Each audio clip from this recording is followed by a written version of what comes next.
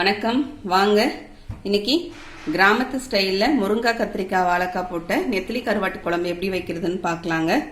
இந்த குழம்பு பார்த்தீங்கன்னா சுட சுட சாதத்தோட நம்ம ஊற்றி பிசைஞ்சு சாப்பிட்றதுக்கும் அதுக்கு தொட்டுக்கிறதுக்கு பார்த்தீங்கன்னா வெங்காயம் போட்ட முட்டை பொரியல் வச்சு சாப்பிட்றதுக்கும் ரொம்பவே அருமையாக இருக்கும். இப்போ ஆடி மாதத்தில் அம்மனுக்கு கூழ் படைக்கும் போது கருவாட்டு குழம்பும் செஞ்சு வச்சு படைக்கிறது வழக்கம் இருக்குங்க. அதே சமயத்தில் கார்த்திகை தீபத்து நாட்டு கார்த்திகை தீபத்துக்கும் நாங்கள் கருவாட்டு குழம்பு வைப்போம். அதே மாதிரி மாட்டுப் பொங்கலுக்கும் கருவாட்டு குழம்பு வச்சு படைக்கிற வழக்கம் இருக்குங்க. இப்போ வாங்க எப்படி செய்கிறதுன்னு பார்க்கலாம். இது நெத்திலி கருவாடுங்க. இப்போ அதுக்கு ஒரு எலுமிச்சப்பழ சைஸில் புளி எடுத்து வச்சுருக்கேன். இதை நம்ம ஃபஸ்ட்டு ஊற வச்சிடலாம். தண்ணி சேர்த்து ஊற வச்சிடலாங்க புளியை.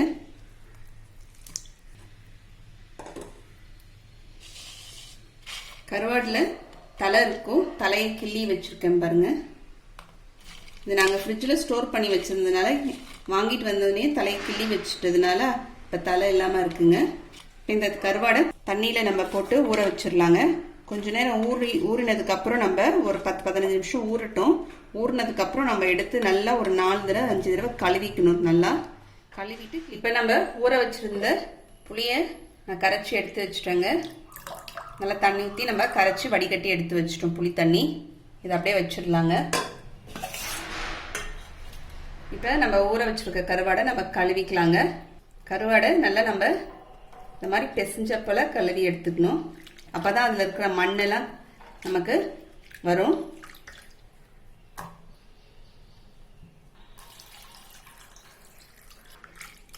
இந்த நெத்திலி கருவாடில் மட்டும் நமக்கு பாருங்க இந்த லேசாக கருப்பாக இருக்கும். அதை எடுத்துடணும். நம்ம அப்படியே ஊற வச்சுருக்கும்போது நமக்கு வந்துடும். இது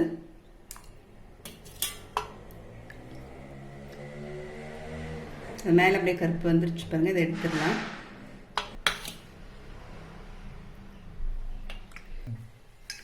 இப்போ நல்லா நான் 4-5 தடவை கழுவி எடுத்துகிட்டு வந்துட்டேங்க. நல்லா கருவாடை பாருங்கள், நல்லா க்ளீனாக இருக்குது. இப்போ எடுத்து வச்சுக்கலாம். இப்போ ஸ்டவ்வில் பார்த்தீங்கன்னா ஒரு மண் சட்டி எடுத்து வச்சுருக்கேங்க. அதில் ஒரு 2 டேபிள் ஸ்பூன் அளவுக்கு நல்லெண்ணெய் சேர்த்துருக்கேன். எண்ணெய் காஞ்சிடுச்சு. இப்போ நம்ம தாளிக்கிற வடகம் சேர்த்துக்கலாங்க. தாளிக்கிற வடகம் வீடியோ ஏற்கனவே நம்ம சேனலில் போட்டிருக்கோங்க. அதோட லிங்க் டிஸ்கிரிப்ஷன் பாக்ஸில் கொடுக்குறேன், பார்த்துக்குங்க. நம்ம இதை மாதிரி இந்த வடகம் செஞ்சு வச்சுக்கிட்டோம்னா 2 வருஷம் வரைக்கும் நமக்கு நல்லா யூஸ்ஃபுல்லாக இருக்கும். வடகம் இல்லைன்னா உங்ககிட்ட கடுகு, ஜீரகம், வெந்தயம் சேர்த்துக்குங்க. வடகம் பொரியுதுங்க. நான் ஒரு 10 சின்ன வெங்காயம் குறுக்கால கட் பண்ணி வச்சுருக்கேன். அதை நம்ம இப்போ சேர்த்துடலாம்.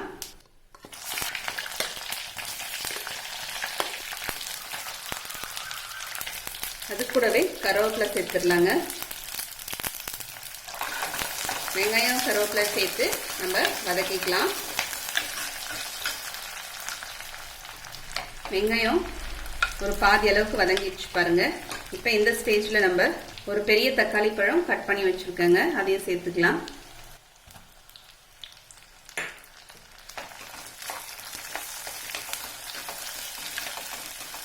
இப்போ குழம்புக்கு தேவையான அளவுக்கு உப்பு இதிலே சேர்த்துடலாங்க. நம்ம வெங்காயம் தக்காளி நல்லா வதங்கிடும். கருவாட்டில் வேற உப்பு சேர்ந்துருக்கும், அதனால உப்பு குழம்புக்கு பார்த்து சேர்த்துக்கலாம். இதெல்லாம் சேர்த்து நல்லா வதக்கிக்கலாம்.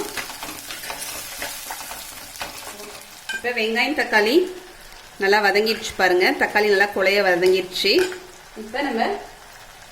இப்போ கத்திரிக்காய்ங்க ஒரு 3 கத்திரிக்காய் அளவுக்கு எடுத்து கட் பண்ணியிருக்குங்க. கட் பண்ணி நம்ம தண்ணியில் போட்டு வச்சுட்டா கத்திரிக்காய் கருக்காது. இப்போ இதில் சேர்த்துக்கலாம். இப்போ அடுத்தது வாழைக்காய் கட் பண்ணி வச்சுருக்கேங்க. ஒரு 8 பீஸ் அளவுக்கு வாழைக்காய். இந்த மொத்தத்தில் நம்ம கட் பண்ணிக்கலாம் வாழைக்காவை. அதையும் தண்ணியில் போட்டு வச்சிடலாங்க, கருக்காமல் இருக்க. அதையும் சேர்த்துக்கிறேன். அது கூடவே ஒரு 7 துண்டு முருங்கைக்காய் அதையும் சேர்த்துக்கலாம். இது கூட கத்திரிக்காய், வாழைக்காய், முருங்கைக்காய் சேர்த்து நல்லா வதக்கிக்கலாங்க. இது கூட நம்ம மாங்காவும் சேர்க்கலாம். ஒரு 2 துண்டு அளவுக்கு 3 துண்டு அளவுக்கு மாங்காய் கூட சேர்த்துக்கலாங்க. ரொம்பவே நல்லாயிருக்கும். இது எல்லாத்தையும் சேர்த்து ஒரு வதக்கிட்டு நம்ம க்ளீன் பண்ணி வச்சுருக்க நெத்திலி கருவாடியும் இதில் போட்டுக்கலாங்க. அது கூடவே ஒரு 1/2 ஸ்பூன் அளவுக்கு மஞ்சள்தூள் போட்டுக்கலாம். மஞ்சள்தூள் சேர்த்து ஒரு வதக்கி விட்டுக்கலாங்க. இது குழம்பு மிளகாத்தூளுங்க. ஒரு 2.5 ஸ்பூன் அளவுக்கு குழம்பு மிளகாத்தூள் சேர்த்துக்கிறேங்க. ஏற்கனவே நம்ம சேனல்ல குழம்பு மிளகாத்தூள் போட்டிருக்கோங்க. அதோட லிங்க்கும் டிஸ்கிரிப்ஷன் பாக்ஸ்ல கொடுக்குறேன். இது எல்லாத்தையும் சேர்த்து தூள் சேர்த்ததுக்கு அப்புறம் நம்ம ஸ்டவ்வை சிம்ல வச்சிடலாம். நல்லா சிம்ல வச்சுட்டு ஒரு வதக்கிக்கலாங்க. அந்த தூளுடைய பச்சை வாசனையெல்லாம் நல்லா போயிடும். இப்ப புளி சேர்த்துக்கலாங்க. புளி தண்ணியை சேர்த்துட்டு ஒரு கலந்து விட்டுறலாம். உங்ககிட்ட குழம்பு மிளகாத்தூள் இல்லைன்னா 1.5 ஸ்பூன் அளவுக்கு வெறும் மிளகாத்தூளும் 3 ஸ்பூன் அளவுக்கு மல்லித்தூளும் சேர்த்துக்குங்க. இப்போ நம்ம இதை தட்டு போட்டு மூடி வச்சுட்டு மீடியம் ஃப்ளேமில் கொதிக்க வைக்கலாங்க. 10 நிமிஷமா நமக்கு குழம்பு நல்லா கொதிச்சிருச்சு. இப்போ திறந்து பார்க்கலாம் பாருங்க. நல்லா வாசனையா இருக்கு கருவாட்டு குழம்பு. முருங்கைக்காலாம் நல்லா வெந்திருக்கு. மேலேயும் எண்ணெய் நமக்கு லேசா கசிஞ்சு வந்திருக்கு பாருங்க. ஒரு 5 நிமிஷம் மீடியம் ஃப்ளேம்ல வச்சுட்டு ஃபர்ஸ்ட் ஸ்டார்டிங்ல குழம்பு கொதிக்க வைக்கும் போது அதுக்கப்புறம் ஒரு 5 நிமிஷம் சிம் பண்ணிட்டோம்னா நமக்கு நல்லா குழம்பு நல்லா ரெடி ஆயிடுங்க. இப்போ நம்ம இதில் கொத்தமல்லி தழை சேர்த்துக்கலாம். இப்போ நான் ஸ்டவ் ஆஃப் பண்ணிடுறேங்க. இப்போ நமக்கு முருங்கைக்காய் கத்திரிக்காய் வாழைக்காய் போட்ட நெத்திலி கருவாட்டு குழம்பு ரெடி ஆயிடுச்சு. நீங்களும் இந்த மாதிரி செஞ்சு பாருங்க. செஞ்சு பார்த்துட்டு எப்படின்னு கமெண்ட் பண்ணுங்க. இந்த வீடியோ உங்களுக்கு பிடிச்சிருந்தா லைக் பண்ணுங்க, ஷேர் பண்ணுங்க, சப்ஸ்கிரைப் பண்ணுங்க. அடுத்த வீடியோவில் பார்க்கலாம். தேங்க்யூ.